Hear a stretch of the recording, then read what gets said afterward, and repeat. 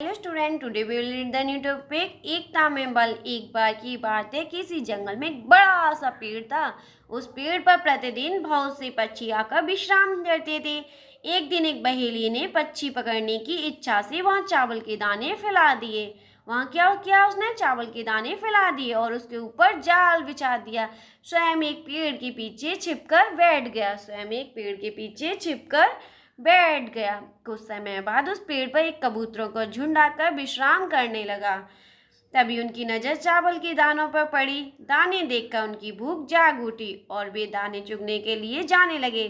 तब उनके मुखिया ने उन्हें समझाया कि उसे इन दानों के पीछे कुछ गड़बड़ लग रही है, इसलिए उन्हें ये दाने नहीं चुगने चाहिए। कबूतरों के हेड ने उन्हें समझाया कि इन दानों के पीछे कुछ तो गड़बड़ है, हमें ये दाने नहीं चुगने चाहिए। पर कबूतरों को जोरों की भूख लग रही थी। पर कबूतरों ने अपने मुखिया की बात नहीं सुनी, क्योंकि उन्हें बहुत तेज भूख लग रही थी और दाने चुगने चले गए और कबूतरों का झुंड दाना चुगने चले गए और कबूतर जाल में फंस गए। इस तरह से कबूतर क्या हुए? जैसे ही दाने चुगने आए और शिकारी के जाल में फंस गए।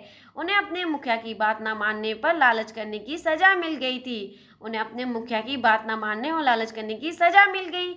मुखिया ने उन्हें एक दिशा में उड़ने के लिए कहा। मुखिया ने उन्हें एक ही डायरेक्शन में उड़ने के लिए कहा। मुखिया ने अब कहा कि एक ही दिशा में उड़ो। मुखिया ने उन्हें फिर से समझाया कि एक ही दिशा में उड़ने के लिए कहा। सब कबूतर जाल के साथ ही एक ही दिशा में उड़ गए। सब कबूतरों ने क्या किया? एक साथ जाल उठाया और एक ही डायरेक्शन में उड़ गए। अलग अलग न उड़कर अब वो मुखिया की बात समझ गए और एक साथ जाल को लेकर उड़ गए एक ही दिशा में। और कबूतर जाल में फंस गए। उन्हें अपनी मुखिया की बात न मानने और अंततः लालच करने की सजा मिल गई थी। मुखिया ने उन्हें एक दिशा में उड़ने के लिए कहा। सब कबूतर जाल के साथ एक ही दिशा में उड़ गए। अब उन्हें अपने मुखिया की बात समझ में आ गई, तो उन्होंने क्या किया? सब कबूतर जाल को लेकर एक साथ एक ही दिशा में उड़ गए और बहेलिया देखता ही रह गया। बहेलिया है जो शिकारी, वो देखता ही रह गया कबूतरों को। कबूतर नीले आसमान में फिर उड़ गए। कबूतर नीले आसमान में एक बार फिर से उड़ गए। इस तरह से हमें पता चलता है कि हमें कभी भी लालच नहीं करना चाहिए।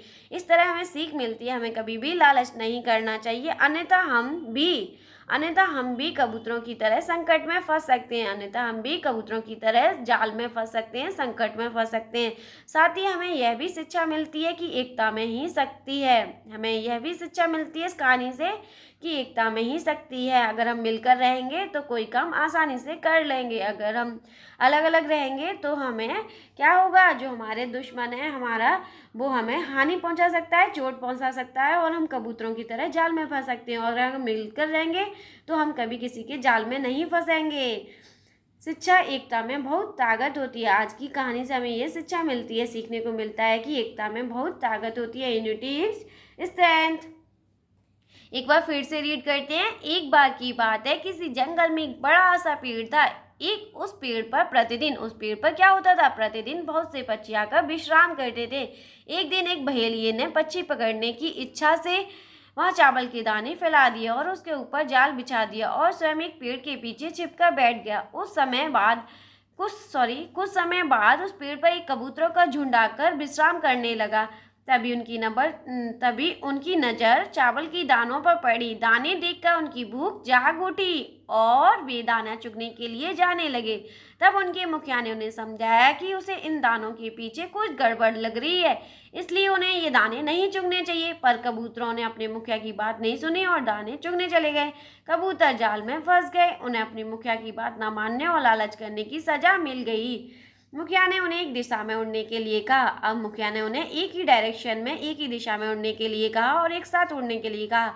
सब कबूतर एक साथ जाल के साथ एक ही दिशा में उड़ गए और बहेलिया देखता ही रह गया। कबूतर नीले आसमान में फिर उड़ गए। इस तरह हमें पता चलता है हमें कभी लालच नहीं करना चाहिए, अन्यथा हम भी कबूतरों की तरह संकट में फंस सकते हैं। साथ ही हमें यह भी शिक्षा मिलती है कि एकता में ही शक्ति है। शिक्षा एकता में ही बहुत ताकत होती है। Thank you watching my video. Please like share and subscribe.